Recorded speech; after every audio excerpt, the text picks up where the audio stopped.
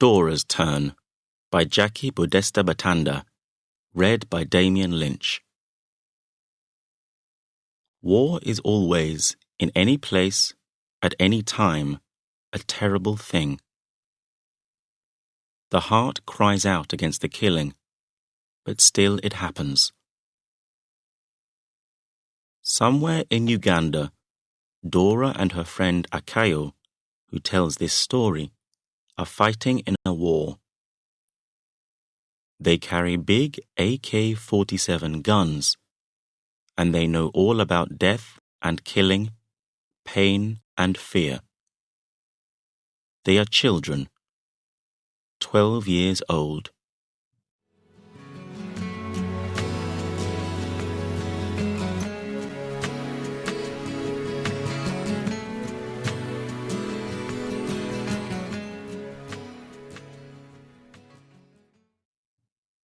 The little boy's cries are getting quieter, weaker. I can only just hear the words. Please, please. No, no, no. Help me. Help. Now there is a louder voice, the voice of Mad Tiger, our commander. He is 14 years old. Hit him harder, he shouts at us. Get closer to him. Use your whips. Harder. The noise of our whips through the air is louder than the boy's cries. Our war is good, shouts Mad Tiger. We must clean out bad people. We are soldiers. No escaping, no running away. Everyone must fight. The other commanders smoke their cigarettes under a tree. Go on, they laugh at us. Get blood on your hands. The boy on the ground stops moving. Our whips are still. It is over. I feel ill. There is something hard in my throat, like a stone. I can't breathe. My friend Dora also tried to escape, and she'll be next. They will order me to kill her. Dora and I have been close. We are both 12 years old. Dora, who is going to be a doctor after the war. Dora, who wants to save lives, to stop the killing. Dora, who has been my friend when I wake in the night, screaming, because I can see the faces of all the people that I have killed. The AK-47 is heavy on my shoulder, and I stand, waiting for Dora's turn. And the stone in my throat gets bigger. Acayo, Mad Tiger shouts. I turn and look at him, hiding the fear in my eyes. It is a crime to show fear. My mouth is shut in a hard line. This helps to stop the tears coming into my eyes. Yes, Afande, I say quietly. My voice must not be angry or unhappy or afraid. Just quiet. That way, he will not hear my fear. I give a soldier's salute to my commander, take my gun off my shoulder, and hold it up against my body. The gun points up to the black sky and the full moon. And the moon looks down at us, watching these deaths. Mad Tiger smiles, his teeth shining white in the moonlight. He looks pleased. Are you ready? I cannot speak, but I nod my head. They push Dora forward, and she falls on the ground in front of me, trembling. She is so small and thin, like a flower shaking in the wind. Our eyes meet. We cannot use words, so we speak with our eyes. I don't want to do this, my eyes tell her. But Mad Tiger and the other commanders are watching us. So I take Dora's arm and pull her to her feet. I want to ask her questions. Why did she try to escape without me? Why, Dora? Why? We have always known each other's secrets before tonight. Holding Dora's arm, I push her towards the trees. The killing will happen there, behind the trees, where no one can see. They are watching me. I can feel their eyes on my back. Perhaps they are following us, but I can't turn round to look. My legs are trembling. The stone in my throat gets bigger.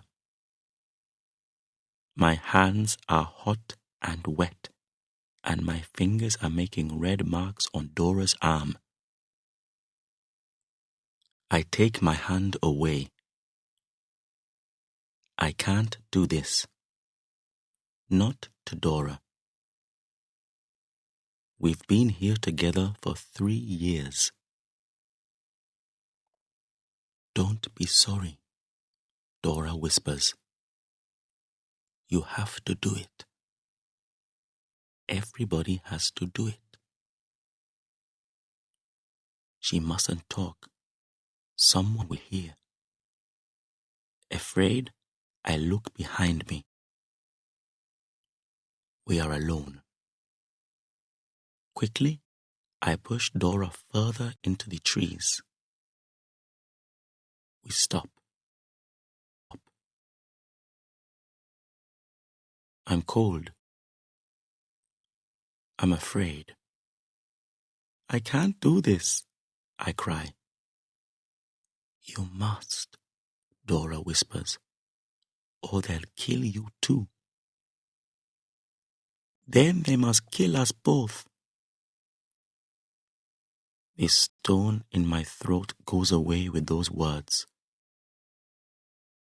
You're my friend. We can run away.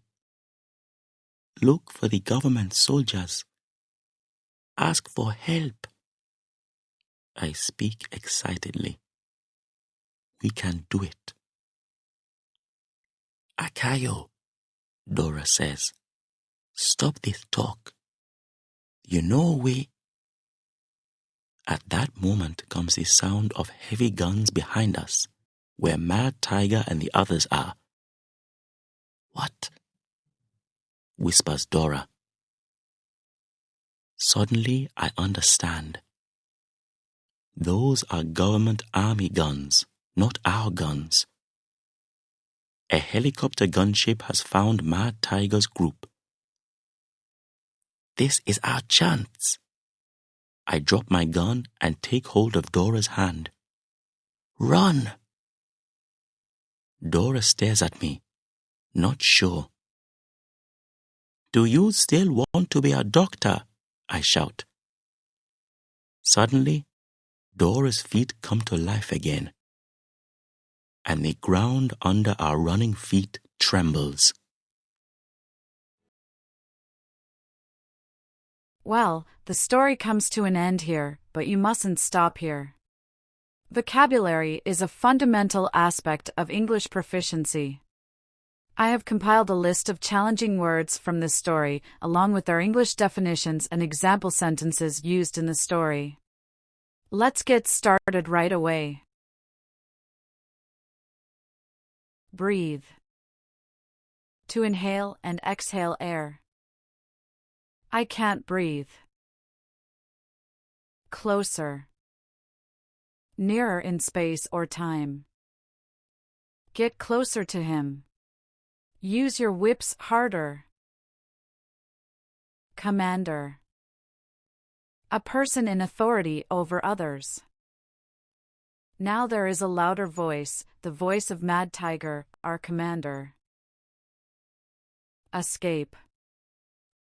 Get away from a place or situation of danger. My friend Dora also tried to escape, and she'll be next. Excite. Make someone feel enthusiastic and eager. I speak excitedly. 14. The number 14. He is 14 years old. Further. At or to a more distant place or time. Quickly, I push Dora further into the trees. Gunship. A helicopter armed for attacking ground targets. A helicopter gunship has found Mad Tiger's group. Helicopter. An aircraft which derives both lift and propulsion from one or more sets of horizontally revolving overhead rotors. A helicopter gunship has found Mad Tiger's group. Killing. Causing death, especially deliberately. The heart cries out against the killing, but still it happens. Mad. Mentally ill, especially dangerously so. Mad Tiger smiles, his teeth shining white in the moonlight. Moon. The natural satellite of the Earth, visible at night by reflected light from the sun. The gun points up to the black sky and the full moon. Moonlight. The light of the moon. Mad Tiger smiles, his teeth shining white in the moonlight. Noise. A sound, especially when loud, unpleasant, or disturbing. The noise of our whips through the air is louder than the boys' cries. Pleased. Feeling or showing satisfaction. He looks pleased. Round. Shaped like or approximately like a circle or cylinder. Perhaps they are following us, but I can't turn round to look. Salute. A gesture of respect or polite recognition, especially one made to or by a person when arriving or departing. I give a soldier's salute to my commander, take my gun off my shoulder, and hold it up against my body. Shout. Give a loud cry or shouts, speak or exclaim with a loud, raised voice. Do you still want to be a doctor?